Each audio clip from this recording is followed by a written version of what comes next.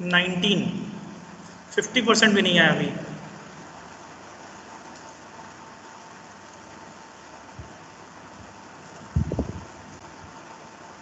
Twenty two, बस 2 minute और देख लें सब आ जाए। 24,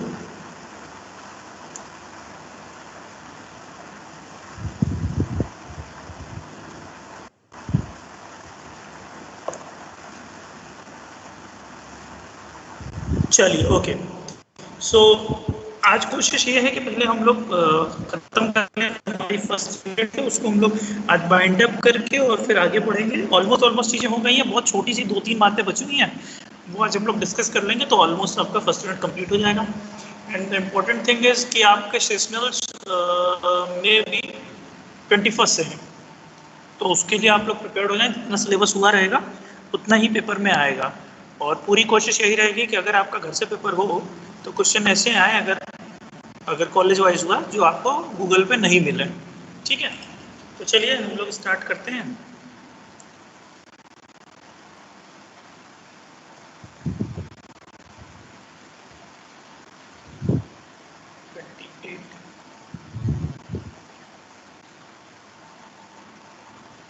सी so here is the first unit, जिसमें हम लोगों ने क्या क्या पढ़ लिया है, क्या बचा है, ये पहले हम लोग देख लेते हैं। So in the first unit what we have done, overview database system versus file system, जिसमें बहुत सारी बातें हम लोगों ने पढ़ी हैं और बहुत इंपॉर्टेंट टॉपिक है आपके सेशनल के पॉइंट ऑफ व्यू से, क्योंकि ज़्यादातर क्वेश्चन यहीं से बनेंगे, database system versus file system. And one thing is there कि जो लोग इन्फिटिक्यू कर रहे हैं उनको कुछ ना कुछ बेनिफिट ज़रूर मिलेगा आपके सेशनल एग्जाम में, तो इन्फिटिक्यू भी आप अच्छे से करें। जितनी भी चीज़ें हम लोग यहाँ डिस्कस किए हैं सबका आपको सेशनल में देखने को मिलेगा, कोशिश यही रहेगी। ठीक है, तो इन्फिटिक्यू प्लेटफॉर्म जो सॉल्व कर रहे हैं उनको फ़ायदा होने वाला है। डेटाबेस सिस्टम के कंसेप्ट, आर्किटेक्चर पढ़ लिया, डेटा मॉडल पढ़ लिया, इंस्टेंसेस पढ़ लिया, स्कीमा पढ़ लिया। मॉडल में कई तरह के मॉडल हम लोगों ने पढ़े थे, जिसमें से एक मॉडल रिलेशनल मॉडल होता है, जिसको सेकंड यूनिट में देखिए अगर आप, तो सेकंड यूनिट में हम और डिटेल में पढ़ेंगे। मेरी बात आपको समझ में आ रही होगी। इस मॉडल में हम लोगों ने जो पढ़ा था बहुत वेरियस काइंड्स ऑफ मॉडल, तो उनमें से एक ER मॉडल तो हम लोग पढ़ चुके हैं, और ER मॉडल से हम लोग फिर रिलेशनल मॉडल पढ़ेंगे। यहाँ पे हम लोगों ने और भी मॉडल पढ़े थे, इसमें एक था आपका याद हो तो tree like model, hierarchical model, graph model, ये सारा हम लोगों ने पढ़ा था। डेटा इंडिपेंडेंस क्या होता है वो मैंने आपको बताया था, 2 लेवल पे होता है, फिजिकल लेवल, लॉजिकल लेवल। इसके बाद हम लोगों ने डेटाबेस लैंग्वेजेस देखी, जिसमें आपको मैंने बताया DDL, DCL, TCL और DCL के बारे में। नेक्स्ट डेटा डेफिनेशन लैंग्वेज भाई DDL या DML। ओवरऑल डेटाबेस स्ट्रक्चर, जो एक बड़ा वाला डायग्राम हम लोगों ने 2-3 दिन डिस्कस किया था, जिसमें 4 तरह के यूज़र थे, 4 तरह से सिस्टम से इंटरेक्ट कर रहे थे। मतलब ओवरऑल एक बेसिक समझ हम समझ रहे थे कि डेटाबेस कैसे काम करता है। नेक्स्ट हम लोगों ने पढ़ा था ER मॉडल। ठीक है, और ER मॉडल में हम लोगों ने क्या क्या देखा, एंटिटी क्या है, रिलेशनशिप क्या है, कैसे ER डायग्राम बनाते हैं, और ER डायग्राम बनाने के बाद कैसे उसका कन्वर्जन करते हैं हम लोग रिलेशनल टेबल में। स्ट्रॉन्ग एंटिटी क्या है, वीक एंटिटी क्या है, वीक एंटिटी कैसे आइडेंटिफाई होती है, मतलब वीक एंटिटी के लिए अगर आप टेबल बनाएं तो कैसे कि पता चलता है कि उसमें हम लोग प्राइमरी की किसको रखेंगे। ओके, ये सारी बहुत सारी बातें हम लोगों ने अभी तक पढ़ी हैं। और क्या देखा इसमें वो भी देख लेते हैं। और हम लोगों ने देखा इसमें कि मैपिंग कंस्ट्रेंट क्या होते हैं, that's mean constraint, mapping constraint, M:1, 1:n, ये सारा जो हम लोगों ने पढ़ा था। कंसेप्ट ऑफ सुपर की, कैंडिडेट की, प्राइमरी की, मोस्ट इंपॉर्टेंट, जैसे अभी भी तुम लोग को बताएं कि मॉक इंटरव्यूज चल रहे हैं तुम्हारे सीनियर्स बैच के, तो उसमें भी ज़्यादातर बच्चों के जो सब्जेक्ट्स रखते हैं, वो लोग जो एरिया ऑफ इंटरेस्ट रखते हैं, ध्यान से सुनिएगा इस बात को, वो DBMS और OS ही रखा गया है बहुत सारे बच्चों का। क्यों? क्योंकि दोनों सब्जेक्ट थोड़ा कंसेप्चुअल ज़्यादा है और कह सकते हो कंपेरेटिवली ईजी है। इसमें कोई बहुत हाइपोथेटिकल चीज़ें नहीं है, मतलब इसमें जो भी है वो कंसेप्ट बेस्ड है, तो आप चीज़ों को रिलेट करके आसानी से पढ़ सकते हो। तो ज़्यादातर करके बच्चे जो रखते हैं वो इन्हीं 2 सब्जेक्ट को रखते हैं। SQL रखने का एक फ़ायदा ये भी होता है कि आपका थोड़ा सा जो प्रैक्टिकल अप्रोच होती है वो आपको दिखती है सामने इंटरव्यूअर को, कि अगर आप उसने आपसे पूछा कुछ कमांड वगैरह तो आप उसके लिए सिंटैक्स लिख सकते हो। प्रोग्रामिंग में हो सकता है मे भी कोई ऐसा टाइप कास्ट का प्रोग्राम आ जाए जो आप नहीं कर पाओ, बट SQL के केस में कई बार हम लोग बच जाते हैं और आराम से इजिली कर लेते हैं। तो SQL का नॉलेज हम लोग इसलिए दिखाते हैं। SQL पे जरूर आप लोग काम करें, मैं बार बार कह रहा हूँ। ये दोनों सब्जेक्ट आपका जो OS हम लोगों ने पढ़ा और जो DBMS हम लोग पढ़ रहे हैं, ये बहुत इंपॉर्टेंट है आपके प्लेसमेंट इंटरव्यूज के लिहाज से अगर अभी से आप इन 2 सब्जेक्ट्स में काम करते रहेंगे तो आपको इंटरव्यू के लिए कोई बहुत अलग से प्रिपेयर करने की जरूरत नहीं पड़ेगी। आपको केवल और केवल रिटर्न के लिए थोड़ा सा हार्डवर्क करना पड़ेगा और होप सो कि नेक्स्ट ईयर तक चीज़ें बहुत हद तक सुधर जाएंगी। कोविड का ये जो इफेक्ट वगैरह है तो आप लोगों के लिए प्लेसमेंट की और अपॉर्चुनिटी बढ़ेगी, तो वहाँ पर आपको बस क्रैक करना होगा आपका रिटर्न, उसके बाद आपका काम हो जाएगा।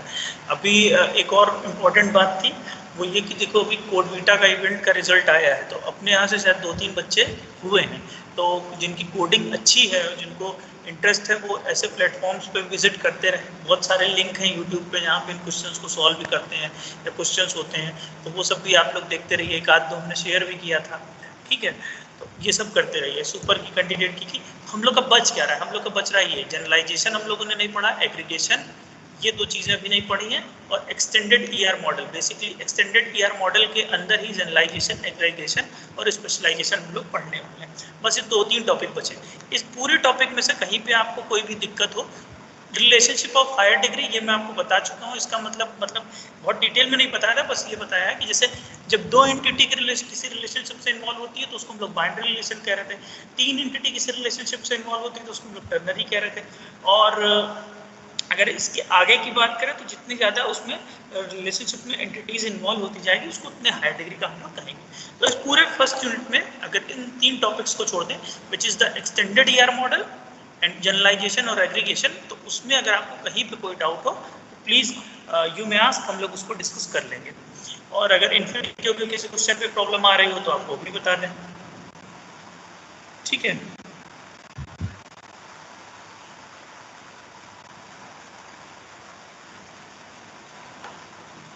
चलो तो आइए बात कर लेते हैं, क्या यहाँ तक में किसी को कोई डाउट है? अगर है तो प्लीज़ बताएं। अच्छा अभी गुड मॉर्निंग ही चल रहा है, ठीक है, बढ़िया। 37 मैं इसको लगा देता हूँ रिकॉर्डिंग पे। सो यहाँ तक में किसी को बेटा कोई डाउट हो तो प्लीज़ पूछिए, अदरवाइज हम लोग आगे चलते हैं। ओके, नो सर, ठीक। और बहुत ज़्यादा आप लोग अपने आप में ईमानदार रहें, जितने भी टास्क दिए जा रहे हैं, और एरर आ रही है तो प्लीज़ मत घबराइए, क्योंकि इस स्टेज पे आप जितना ज़्यादा एरर से डील कर पाएंगे, जितना ज़्यादा उसके पीछे लग पाएंगे, वो आपके लिए उतना बेहतर है, ठीक है। तो एरर आ रही है इसलिए घबराना नहीं। आइए तो हम लोग देख लेते हैं एक्सटेंडेड ईआर मॉडल क्या है। बहुत ईजी है, इसमें कुछ भी ऐसा खास समझने लायक नहीं है होगा ऐसा कुछ। सो जब आपका जो बेसिक ईआर मॉडल है जो हम लोग पढ़ चुके हैं, जब हम लोग कुछ चीज़ें ऐड कर देते हैं, थोड़ा सा और स्टैंडर्ड बना देते हैं, तो वो एक्सटेंडेड ईआर मॉडल है। तो क्या है वो चीज़ें जरा समझो। अच्छा, अभी तक जो हम लोगों ने नोटेशन पढ़े थे कार्डिनलिटी के रेफरेंस में, वो हम लोगों ने क्या पढ़े थे? वो हम लोगों ने पढ़े जैसे 1:n, n:1, 1:1 और m:n। ये 4 तरह के हम लोगों ने कार्डिनलिटी के टाइप्स देखे थे। बट जब आप और ज़्यादा डिटेल में जाते हैं ईआर डायग्राम में, जैसे कहें को और एग्जैक्टली हमको शो करना है, तो उस केस में मिनिमम और मैक्सिमम नोटेशन भी शो करते हैं, ठीक है। इसका क्या मतलब है? इसका ये मतलब है कि हम कार्डिनलिटी में n या 1 केवल ना लिख के हम ये बताते हैं कि मिनिमम कितने लोग इंटरेक्ट कर सकते हैं और मैक्सिमम कितने लोग इंटरेक्ट कर सकते हैं। मेरी बात अभी आपको समझ में आएगी। क्या कहने का मतलब है? मतलब ये है कि एंटिटी से मिनिमम कितनी एंटिटी इन्वॉल्व हो सकती है और मैक्सिमम कितनी एंटिटी इन्वॉल्व हो सकती है। देखिए जैसे एग्जांपल में यहाँ पर लिखा हुआ है 1,1 और ये 0,n, ध्यान से समझिएगा। इसका मतलब ये है कि मिनिमम एक एम्प्लॉय और मैक्सिमम एक एम्प्लॉय, ठीक। कितने डिपार्टमेंट में क्या काम कर सकता है? या तो 0 डिपार्टमेंट में काम कर सकता है, मतलब बिल्कुल काम नहीं करता, किसी डिपार्टमेंट में काम नहीं करता, बस एम्प्लॉय है, ठीक। और n डिपार्टमेंट में, या तो मैक्सिमम कितने में, तो 0 से लेके n नंबर तक के बीच में, 0 से लेके n नंबर तक के बीच में क्या हो सकते हैं? उसके डिपार्टमेंट हो सकते हैं। या जैसे मैं अगर तुमको एक और अच्छे एग्जांपल से इसको समझाऊं, तो मान लो कि हम लोगों ने बनाया यहाँ पर एक एंटिटी है, लेट अस सपोज पेरेंट्स, और इधर है चिल्ड्रंस, ठीक। तो और कुछ ऐसा है चिल्ड्रन में कि एक पेरेंट्स के मिनिमम 2 चिल्ड्रन हो सकते हैं और मैक्सिमम 4 हो सकते हैं। क्लियर है? तो यहाँ पर आपको अगर कर्सर दिख रहा हो जहाँ पे 0,9n लिखा हुआ है, यहाँ पर हम क्या लिख सकते हैं? यहाँ पर हम लिख सकते हैं मिनिमम 2 और मैक्सिमम 4। आई थिंक आपको बात समझ में आई होगी कि जितनी मिनिमम एंटिटी से इंटरेक्ट कर सकता है और जितनी मैक्सिमम एंटिटी से इंटरेक्ट कर सकता है। अभी तक के केस में हम लोग यहाँ पर n और 1 लिखते थे, उसको और ज़्यादा कहते हैं ना डिटेल में जाके ये बात हम लोगों ने समझी कि कितने पर्टिकुलर मिनिमम और मैक्सिमम एंटिटीज यहाँ पर इन्वॉल्व हो सकती हैं। जैसे अगर टीचर और स्टूडेंट की बात करें तो उसमें क्या हो सकता है, अपने दिमाग से सोचो कि एक स्टूडेंट मिनिमम 1 को पढ़ा सकता है या n को पढ़ा सकता है। और इसी तरह से यहाँ पर अगर स्टूडेंट की बात करें तो मिनिमम एक टीचर से पढ़ सकता है या वो मैक्सिमम n से पढ़ सकता है। ये बात ज़्यादा अच्छी तब लगती है जब हम लोग बहुत स्पेसिफिक होते हैं, जब हमको क्लियर पता होता है। तो उस केस में हम लोग यहाँ पर नंबर्स में डायरेक्ट लिखते हैं, जैसे 1 2 3 4, तो मिनिमम 1 मैक्सिमम 4। आई थिंक बात आपको समझ में आई होगी। किसी को कोई डाउट हो तो प्लीज़ लिख के बताएं। डिग्री में थोड़ा दिक्कत है। डिग्री कौन सी डिग्री में भाई साहब? मनीष, कौन सी डिग्री में? मिनिमम और मैक्सिमम आपको बात समझ में आई या नहीं? मतलब जहाँ पर कार्डिनलिटी में हम ये बात शो करते थे 1:n या n:1, वहाँ पर मतलब ये तुम अपने नोटेशंस में यूज़ भी कर सकते हो। अदरवाइज मेन एस्पेक्ट इसको बताने का ये है कि कहीं पर आप देखें तो आप परेशान ना हो जाएं कि डिग्री की बात समझ नहीं रहा हूँ मैं। मनीष प्लीज़ मुझे बता दें डिग्री कौन सी डिग्री? ठीक है, तो आप लोग परेशान ना हो जाए कि साहब ये यहाँ पे कैसे दो कार्डिनलिटी लिखी हुई है। तो 2 कार्डिनलिटी लिखने का यही मतलब है कि उसकी मिनिमम इतनी एंटिटी इन्वॉल्व हो सकती है और मैक्सिमम इतनी इन्वॉल्व हो सकती है। आई थिंक मेरी बात आपको समझ में आ गई होगी। जल्दी से रिप्लाई करके बताओ, कोई डाउट है यहाँ पे? जल्दी रिप्लाई करिए बेटा।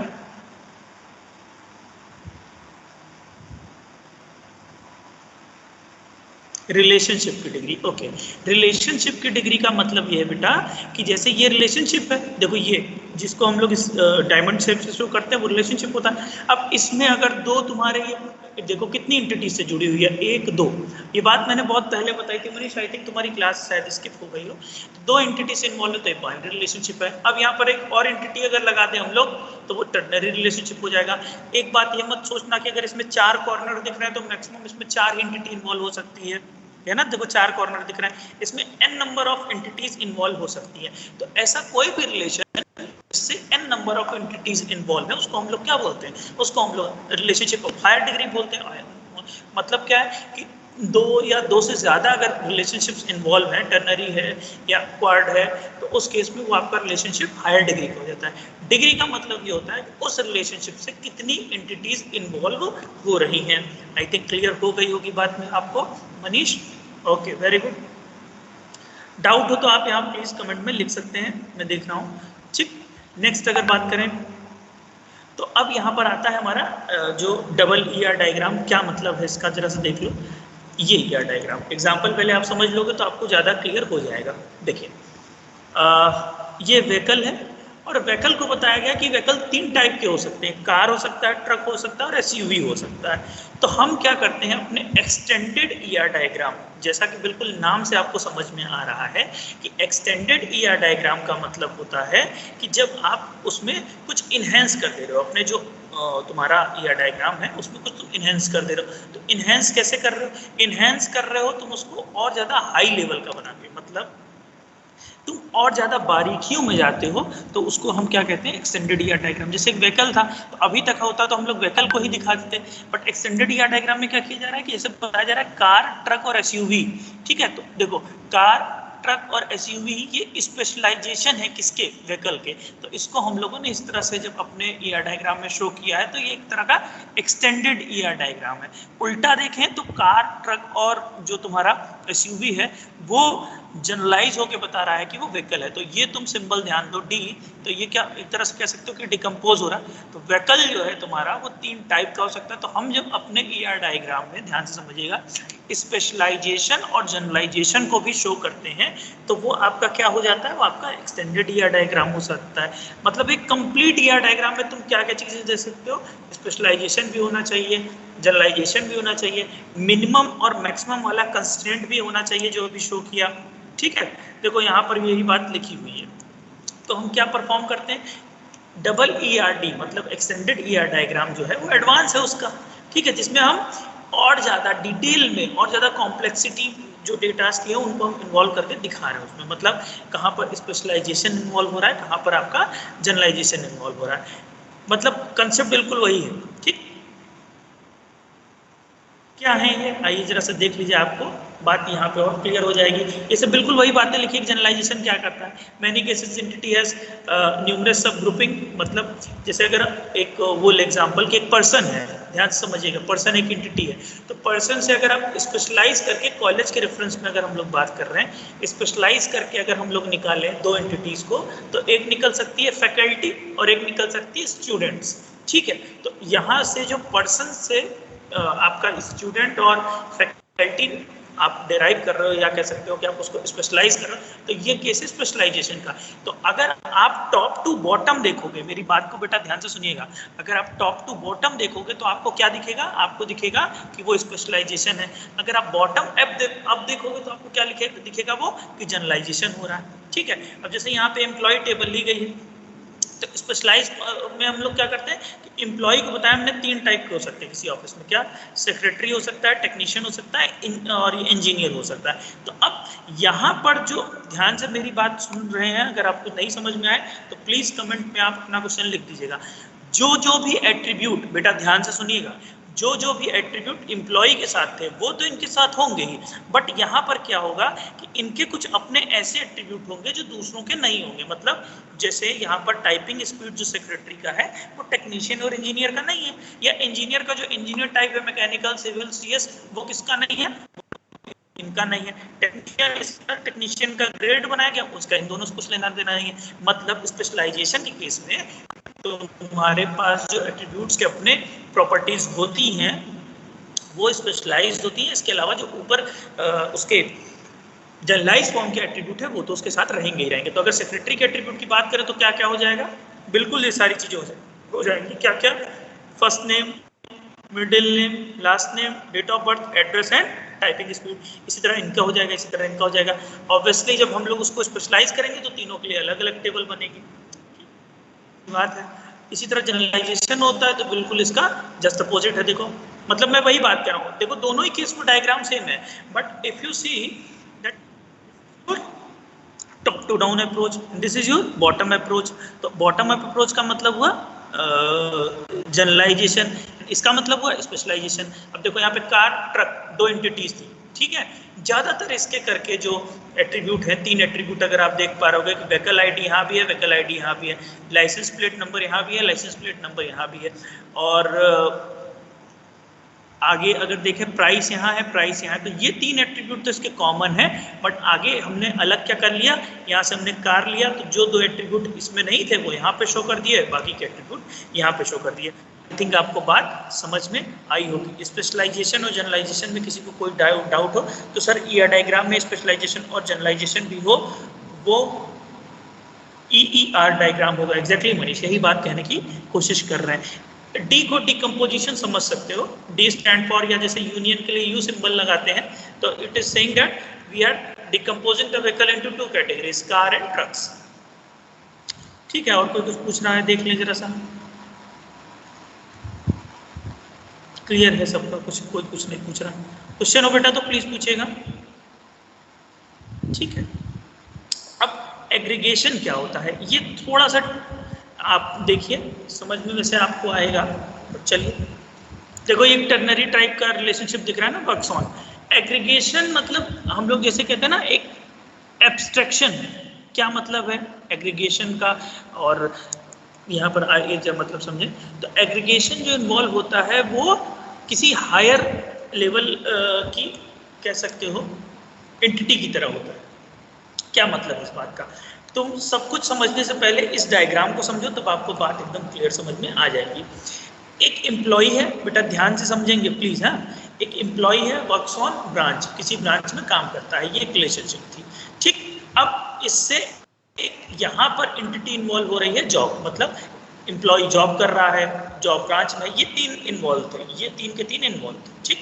कौन कौन सा, तुम्हारा employ, job, branch, works on relationship. But अब यहाँ पर देखो, ये एक मैनेजर है, ध्यान से सुनना बेटा इस बात को। जो मैनेजर है वो इन तीनों चीजों को, मतलब किसको, एम्प्लॉय को, जॉब को और ब्रांच को, 3 की तीनों चीजों को मैनेज कर रहा है। तो अगर हम जनरली देखें तो हमको क्या करना पड़ेगा, मैनेज इसको एंड मैनेज जॉब क्लियर है? मैनेज किसको किसको कर रहा है? इसको मैनेज कर रहा है, इसको मैनेज कर रहा है और इसको मैनेज कर रहा है। तो इस चीज से बचने के लिए इसको हम और एब्स्ट्रैक्ट फॉर्म में दिखाते हैं। एग्रीगेट करने का मतलब आप समझते हो ना, जैसे इकट्ठा करना। एग्रीगेट करने का मतलब यही बोलते हैं। तो इन तीन के तीनों को, दैट्स मीन एम्प्लॉय को, जॉब को और ब्रांच को, ये देखो हमने हायर लेवल की एंटिटी, ऐसा नहीं किया कि तीनों एंटिटीज को अलग अलग शो किया। मैं जो बताने की कोशिश कर रहा हूँ बेटा, प्लीज उसको समझने की कोशिश करिए आप लोग भी, कि हमने यहाँ पर एम्प्लॉय को, जॉब को और ब्रांच को ऐसा नहीं किया है कि यहाँ पर हमने एम्प्लॉय, जॉब और ब्रांच को अलग अलग करके हम शो करें, ऐसा जरूरी नहीं है। मतलब कॉम्प्लेक्सिटी से बचने के लिए हम यहाँ पर ये कहते हैं कि ये पूरी की पूरी जो चीज चल रही है कि एम्प्लॉय, ब्रांच और जॉब जो वर्क्स ऑन रिलेशन से जुड़े हुए, ये कंप्लीट एक एंटिटी है, और जो मैनेजर आता है, जो मैनेज करने का काम कर रहा है, वो पूरी की पूरी इस कंप्लीट एंटिटी को कर रहा है। मतलब हम 1 to 1 एंटिटी से रिलेशन ना दिखा के इस मैनेजर का, इस कंप्लीट चीज को एक यूनिट दिखाते हैं, एक एंटिटी दिखाते हैं, और देखो एग्रीगेशन यूज करके हम इसको इस तरह से शो करते हैं। What? Employ works on branch, यहाँ पे जॉब भी है, तो ये तो जुड़े ही थे। तो पहले क्या होता, मैनेजर्स इससे भी जोड़ा था, मैनेजर्स इससे भी जोड़ा था, मैनेजर्स इससे भी जोड़ा था। बट नाउ क्या हो रहा है कि मैनेजर्स इसको पूरा एक कंप्लीट, हम लोगों ने एंटिटी दिखा के बताया कि मैनेजर इस एम्प्लॉय, जॉब और ब्रांच तीन के तीनों चीजों को मैनेज कर रहा है। आई थिंक बात आपको समझ में आई होगी। कोई डाउट हो तो प्लीज पूछिएगा। कोई डाउट है? देख लूं, शायद आप लोगों को क्वेश्चन आए हों। जनरलाइजेशन में भी तो यही कर रहे हैं, असेंबलिंग। अच्छा,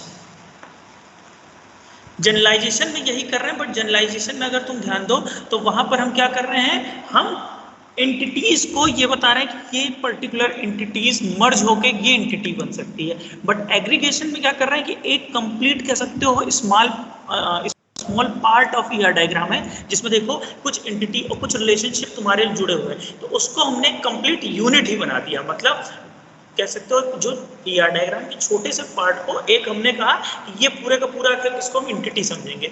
बट जनरलाइजेशन के केस में क्या हो रहा था, जनरलाइजेशन के केस में एक एंटिटी को हम बता रहे हैं कि देखो ये एंटिटी का ये भी टाइप हो सकता था और ये भी टाइप हो सकता था, तो ये दोनों टाइप को मिला के हमने एक एंटिटी बना दी। ठीक, और यहाँ क्या कर रहे हैं, यहाँ पर हम तीन के तीनों को दिखा रहे हैं। अब देखो जैसे यहाँ पर टीचर सब्जेक्ट, तो ये जो और दो के दोनों बुक यूज करते हैं, तो हम क्या करेंगे, अगला एग्जांपल है ये टीचर और सब्जेक्ट, ये पूरी की पूरी को एक एंटिटी, क्योंकि दो के दोनों क्या करते हैं, बुक को यूज करते हैं। तो जब आपका इस तरह का बहुत सारा इन्वॉल्व हो रहा हो एक ही रिलेशनशिप से हाई डिग्री से, तो उसको हम क्या कर सकते हैं, एब्स्ट्रैक्ट करके एग्रीगेशन बना सकते हैं। देखो सिंपल से एग्जांपल है, बुक यूजेस, टीचर और सब्जेक्ट दोनों कर रहे हैं, खत्म कहानी। ये हो गया आपका एग्रीगेशन का एग्जांपल। यहाँ तक में बेटा और किसी को जो भी डाउट होता है, तो हो सकता है आप लोग के दिमाग में और कुछ क्वेश्चन आ रहे हों। क्या सब लोग चले गए हैं, मेरी आवाज आ रही है? रिप्लाई कर सकते हैं आप लोग? नाश्ता कर रहे हो, जल्दी रिप्लाई करो बेटा, फिर इसको हम लोग खत्म करके नेक्स्ट यूनिट में चलेंगे। आ रही है सर, मतलब बात समझ में आ रही है, ये क्लियर करना ज़्यादा जरूरी है। ये जो बातें हम लोगों ने की, ये आपको समझ में आ गई?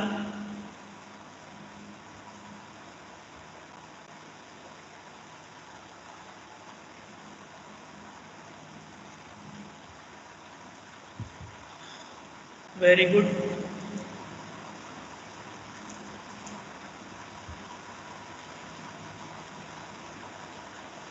देखो कहाँ गया, ये है। एक छोटे से और कुछ एग्जाम्पल हैं जो इस तरह के नोट्स में शेयर करूंगा बहुत जल्दी आप लोगों को, सारे नोट्स भेज दूंगा। ये सर समझ में आ गया है, कोई मैसेज कर रहा है, ठीक। देखो ये एक तरह का स्पेशलाइजेशन है, ये जनरलाइजेशन है। क्यों? क्योंकि पिजन, स्पैरो और डव ये तीनों बर्ड्स हैं। मतलब ऑब्वियसली बस आपको जनरलाइजेशन और स्पेशलाइजेशन समझ में आ चुका होगा अब तक। एग्रीगेशन की भी बात हम लोगों ने कर ली। तो in aggregation the relationship between two entities, जो रिलेशन है दो एंटिटीज के बीच में, उसको हम सिंगल एंटिटी की तरह ट्रीट करते हैं। यही सबसे बेस्ट लाइन है एग्रीगेशन को समझने की। आप पहले एग्जांपल समझ चुके हैं, तो आपको अब ये बात समझ में आ गई होगी, इसमें कोई भी डाउट नहीं होना चाहिए। ये लाइन आप देखिए, ठीक है। और बाकी तो वो दोनों तो ईजी ही। क्या लिखा है? लिखा ये है कि in aggregation the relationship between two entities, जो रिलेशनशिप है दो एंटिटीज के बीच में, that is treated as single entity, और relationship with its corresponding entities is aggregated into higher level entity. तो बिल्कुल एब्स्ट्रैक्ट करके आप ये बता रहे हो कि साहब देखिए ये पूरे का पूरा एक एंटिटी, आप इस तरह से उसको शो कर सकते हो। आई थिंक आपको बात क्लियर हो गई होगी। तो ये पूरे नोट्स हैं, मैं इसको आपको भेज दूंगा। टाइप्स ऑफ एट्रीब्यूट ये सब हम लोग पढ़ ही चुके हैं, कुछ बचा नहीं है। मैं देख लेना चाहता हूँ कि कुछ बचा तो नहीं है, ऐसा तो नहीं हम लोग कुछ छोड़ रहे हैं, छोड़ नहीं रहे हैं, सब कुछ हो गया। ठीक है, सारी बातें आप लोग पढ़ चुके हैं, इसमें कोई दिक्कत की बात नहीं है। एट्रीब्यूट तो हम लोग अपनी टेबल में नहीं रखते हैं, ये एक बात देख लीजिए क्यों नहीं रखते हैं, क्योंकि डेराइव एट्रीब्यूट तो अगर तुम एज निकालना है तो वहाँ पर अगर तुमको डीओबी का कॉलम बना तो अपने आप कैलकुलेट कर लोगे। ठीक, ये सारी बातें मैं बता चुका हूँ, बेवजह उस पर हम लोग दिमाग नहीं खराब करते। तो अब पूरे उसमें आपको कहीं पे कोई भी डाउट हो तो प्लीज़ आप बताइए, अदरवाइज हम लोग आगे बढ़ने की कोशिश करते हैं और सेकेंड यूनिट को आज ही स्टार्ट कर देते हैं। यहाँ तक में किसी को कोई भी डाउट हो तो प्लीज़ बताइए। We have dealt with all the topics which is mentioned in the first unit. मैं देख लूँ जरा लोगों के कुछ कमेंट आए हैं। अच्छा, ये सर समझ में आ रहा है, थोड़ा सा लास्ट वाला डायग्राम फिर से एक्सप्लेन कर दीजिए। वेरी गुड, ये ईमानदारी अच्छी है। तो सर इस एग्जांपल में सब्जेक्ट का एट्रीब्यूट जनरलाइज हो रहा है एंड बुक एग्रीगेट होकर रेफर कर रही है। फिर से मैं इस बात को पढ़ूँ, इस एग्जाम्पल में सब्जेक्ट का एट्रीब्यूट जनरलाइज हो रहा है। सब्जेक्ट का एट्रीब्यूट जनरलाइज हो रहा है? नहीं, सब्जेक्ट एट्रीब्यूट को जनरलाइज हो रहा है। मैं फिर से बता देता हूँ, कोई बात नहीं। सब्जेक्ट तो सब्जेक्ट ही है, बट हमने किया क्या, हमने ये किया कि जो ये बुक थी, ऐसे समझो कि बुक इसके लिए भी यूज हो रही है, इसके लिए भी यूज हो रही है। तो अब आप क्या कर रहे हो, जनरल एग्रीगेट करने का क्या मतलब होता है? एग्रीगेट करने का मतलब है कि एक चीज को इकट्ठा एक बना दिए, कंप्लीट एक चीज बना दी, उसको बोल दिया आपने एग्रीगेशन। अब वो अपने अंदर भले 10 चीजों को जोड़ी हो। जैसे अगर बात करें, छोटा सा एग्जांपल ले रहा हूँ, पता नहीं आप रिलेट कर पाए। जैसे कार की बात करें तो कार के अंदर बहुत सारी चीजें चल रही, बट अगर हम अब कार की बात करें तो कार पूरा एक एग्रीगेट फॉर्म हो गया। तो हम ये नहीं कहेंगे कि आदमी उसके स्टीयरिंग को चला रहा है, आदमी उसके इंजन को चला रहा है, आदमी उसके पहियों को चला रहा है, नहीं, अब हम ये बात नहीं कर रहे, हम कह रहे हैं कि कार को चला रहा है। सो बेसिकली इसी तरीके से यहाँ पर कुछ काम हो रहा है कि टीचर टीचर सब्जेक्ट, तो इसको पूरे के पूरे को हमने की एंटिटी ट्रीट कर लिया। इसके जो अपने एट्रीब्यूट हैं, एस कोड, टाइटल और यूजी पीजी, वो सब बने हुए हैं। डायग्राम में आगे शो नहीं हुआ है, बट आप समझ लो कि ये भी एट्रीब्यूट इसमें है। तो हमने यहाँ पर डायरेक्ट क्या किया कि बुक जो हो रही है वो यूज हो रही है इन दोनों के लिए। तो इन दोनों के लिए हमने क्या किया, इसको एक डिब्बे में बंद किया और उससे हमने रिलेट कर दिया। एग्रीगेशन का मतलब ये है, बहुत हिंदी में मैं आपसे बताऊं तो, जो चीजों से कोई रिलेशन ऐड हो रहा था उसको हमने एक डिब्बे में बंद कर दिया। तो अलग अलग ना हमने उसको शो करके डायरेक्टली दिखाया डिब्बे से जुड़ा हुआ है। तो डिब्बे से जुड़ा हुआ तो बुक यूजेस और इनको खत्म कहानी। आई थिंक बात आपको समझ में आई होगी। फिर भी डाउट है तो आप क्वेश्चन लिख सकते हैं अपना। आई थिंक आशीष मैंने बताया, मेघा स्टिल अगर डाउट है तो प्लीज बताइए कमेंट में। फोन में देख लूँ, शायद यहाँ पर आ नहीं रहे हैं आप लोग के।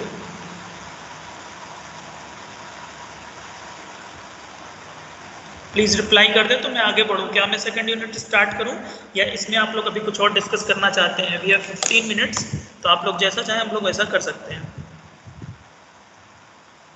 जल्दी बताइए बेटा। Sir clear now?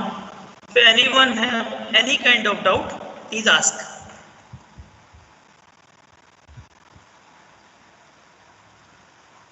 चलो सर वही पूछ रही, सिंगल एंटिटी जनरलाइज हो रही है या मल्टीपल एंटिटीज एग्रीगेट? अगर लास्ट वाले एग्जांपल की बात करें तो मल्टीपल एंटिटीज एग्रीगेट हो रही है। ये पूरा यहाँ पर बॉक्स बनने का मतलब है कि वी हैव परफॉर्म्ड एग्रीगेशन। ठीक है,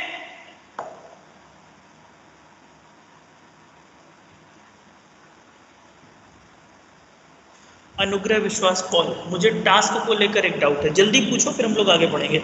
जो आपने दिया था जल्दी बोले बेटा, लिख दो कमेंट में, मैं देख रहा हूँ। और तब तक हम लोग सेकंड यूनिट स्टार्ट करते हैं। So finally I am going to start the second unit. नहीं, लिख के पूछो, मैं सुनाई नहीं देगा मुझे।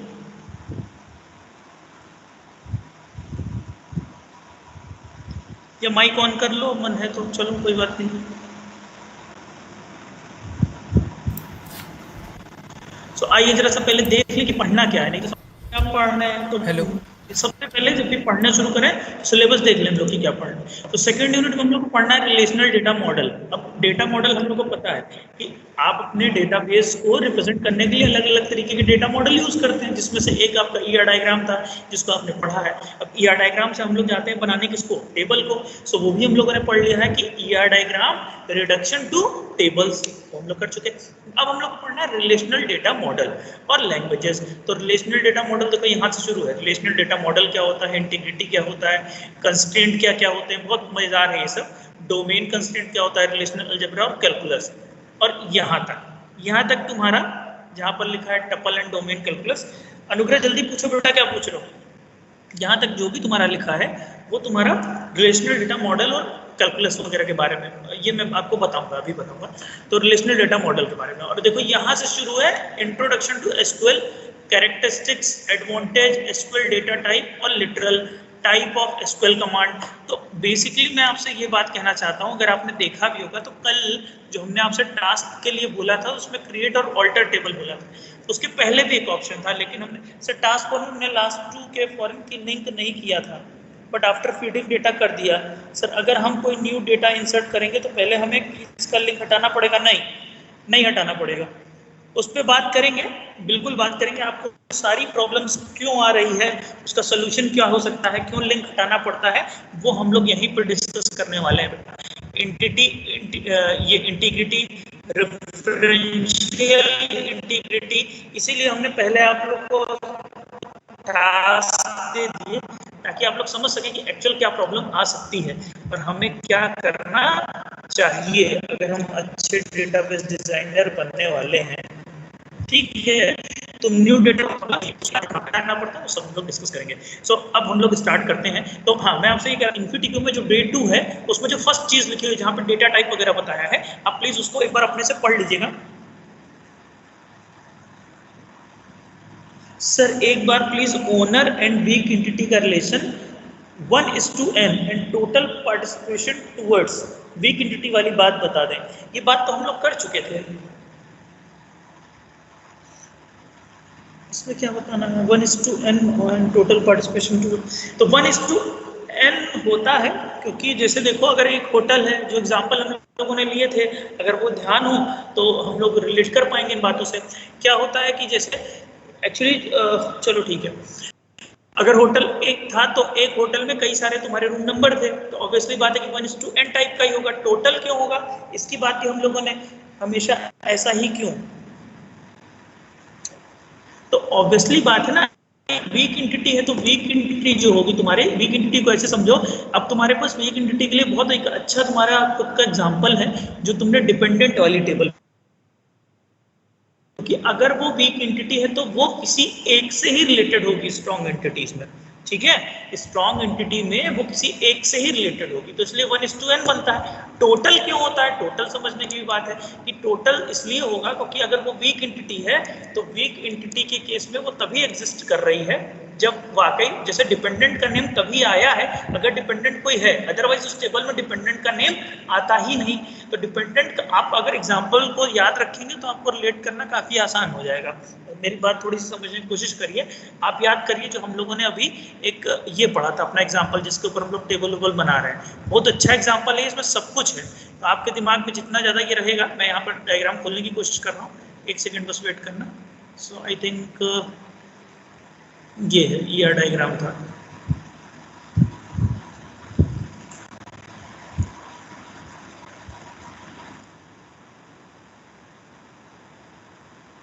आप लोग मुझे सेकंड यूनिट स्टार्ट नहीं करने दें, कोई बात नहीं। देखो हाँ, ये बताना भी था। अच्छा, इस ई डायग्राम में एक गलती है, कोई ढूंढ के बताएगा जो हम लोगों ने टेबल बनाई है और इस ई डायग्राम में जो मैं पीपीटी शो कर रहा हूँ उसमें एक गलती है।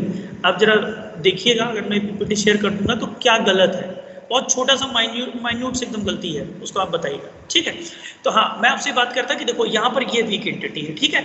अब ये 1:n है क्योंकि एक ही एम्प्लॉय के करस्पॉन्डिंगली यहाँ पर बहुत सारे डिपेंडेंट आ सकते हैं, ये एक केस समझो। n क्यों है, क्योंकि डिपेंडेंट का, सॉरी टोटल क्यों है, क्योंकि जो भी डिपेंडेंट का नेम आएगा उसका कोई ना कोई फ्रीज हो गया है।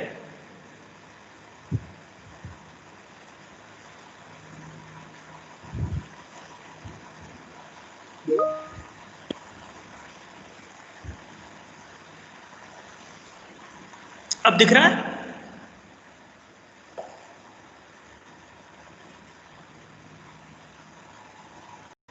आई थिंक कब दिख रहा है? Yes sir, okay. सो मैं इस पर्टिकुलर डायग्राम की बात करूँगा, एक बहुत माइन्यूट सी गलती है, आप उसको पकड़ने की कोशिश करिएगा।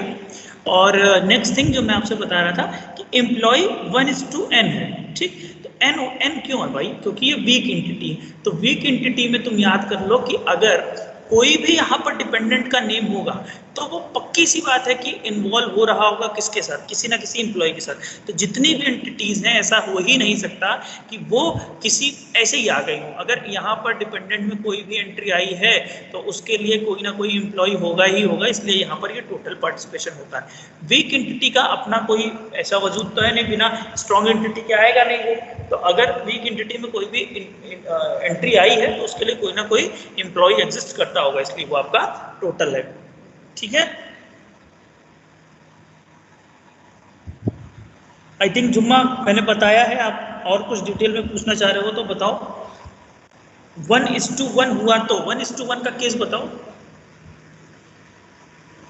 1:1 भी हो सकता है, तो इस बात के लिए कोई मना नहीं। जैसे मान लो अगर हम लोग बात ये कहें कि अगर लेकिन 1:1 हुआ ना, तो उस केस में तुम्हारे पास ये हो सकता है कि तुम वीक एंटिटी को भी यूनिकली आइडेंटिफाई कर पाओगे, तो वीक एंटिटी रह ना जाए। क्योंकि कंफ्यूजन तभी होगी ना कि वो, जैसे अगर होटल के रूम नंबर की बात करें तो ए बी है, ये 102 है, सॉरी 101, 102, 103 है, तो 3 है तभी प्रॉब्लम हो रही है। ये 10, 101, 101, 101 भी है। हाँ बिल्कुल हो सकता है, कोई दिक्कत नहीं है। 1:1 भी हो सकता है। एन तो वेरिएबल है, हाँ एन तो वेरिएबल है, बिल्कुल हो सकता है। कोई एग्जाम्पल लाओ तो बताओ जहां 1:1 है, तो उसको हम लोग देख लेंगे।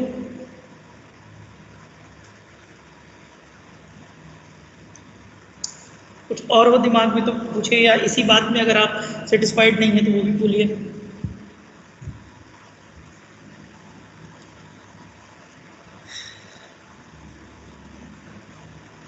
वन इज टू वन का कोई केस ले आओ जहां पर ऐसा तुम्हें एग्जांपल दिखे कि रिलेशनशिप जो वीक एंटिटी है और उसमें 1:1 का एग्जांपल है, तो दिखाओ। वो देखो ये ना रिक्वायरमेंट बेस्ड है, तो वो तुम्हारा उस पर्टिकुलर या डायग्राम में सेटिस्फाई करना चाहिए। कोई ऐसा सेट रूल तो है नहीं। तो सर ये हार्ड एंड फास्ट नहीं होगा ना कि 1:n हो। मैंने तो अभी तक 1:n ही देखा है। 1:1 टोटल पार्टिसिपेशन तो होना ही होना है। वीक एंटिटी है तो टोटल पार्टिसिपेशन होना ही होना है, क्योंकि वो वीक है ना, तो अगर वो आया है मेंबर तो वो किसी ना किसी एंटिटी से इन्वॉल्व होगा। आई थिंक ये बात तो हम लोग बहुत स्टार्टिंग से कर रहे हैं। इसमें तो डाउट होना नहीं चाहिए। सो अब यहाँ इस पीपीटी को हम लोग ओपन किए हैं, कंप्लीटली क्लियर नहीं हुआ। अरे भाई टोटल क्यों होगा, ये बात नहीं समझ में आई। टोटल वाली बात तो बहुत पहले भी डिस्कस हम लोग कर चुके हैं कि वीक एंटिटी है तो वीक एंटिटी है तो उसके लिए कोई ना कोई जरूर एग्जिस्ट करेगा स्ट्रॉन्ग एंटिटी। स्ट्रॉन्ग एंटिटी अगर एग्जिस्ट कर रहा है, कोई भी ऐसा वीक एंटिटी नहीं है, तो उस केस में अच्छा टोटल सही है, अनुग्रह टोटल सही है तुम्हारा भी। 2 ही 4 लोग बात कर रहे हैं, क्या बाकी लोग को समझ में नहीं आ रहा है कि हम लोग क्या बात कर रहे हैं? 1:n always. चलो मैं खुद इसको कोशिश करता हूं तो मैं आपको बता दूंगा कि 1:n ऑलवेज होगा या नहीं होगा। इस बात को यहीं पर हम लोग रोक देते हैं, ठीक है। कोई एग्जांपल भी देखता हूं, मैं जबरदस्ती अभी क्यों बोल दूं कि ऐसा हार्ड एंड फास्ट रूल है।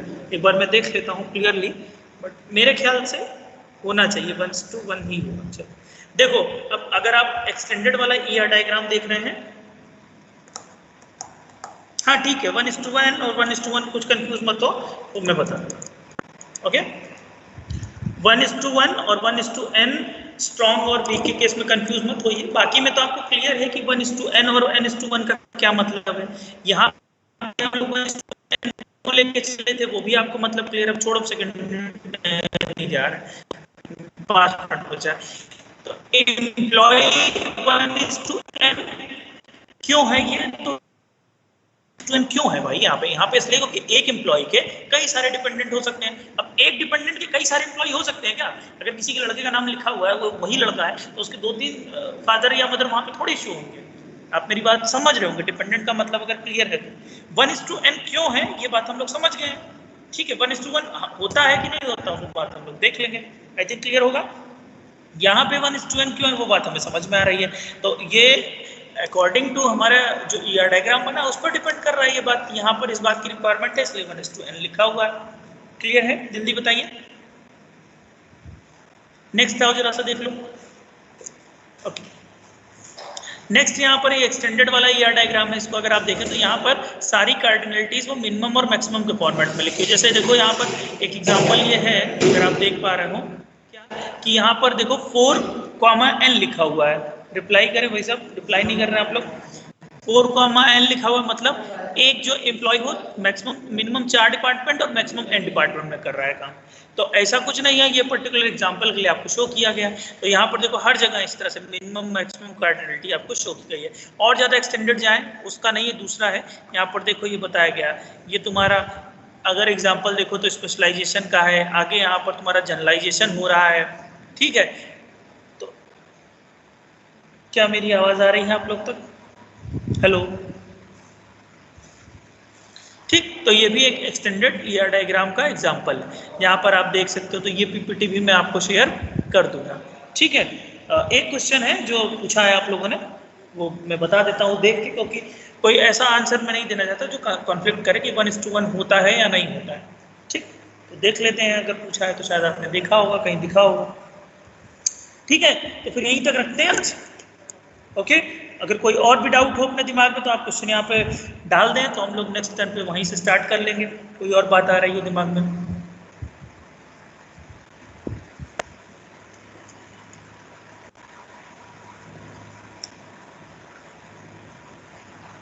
कोई क्वेश्चन?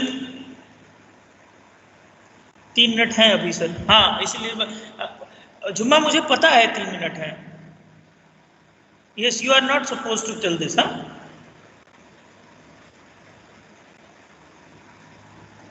सेकेंड यूनिट स्टार्ट करने के लिए 3 मिनट नहीं है ना सफिशिएंट? बड़ा गड़बड़ है इस क्लास में बच्चों का भाई, ये चीज़ 3-4 बार मैंने बता दी। Please you should know. Okay, thank you class.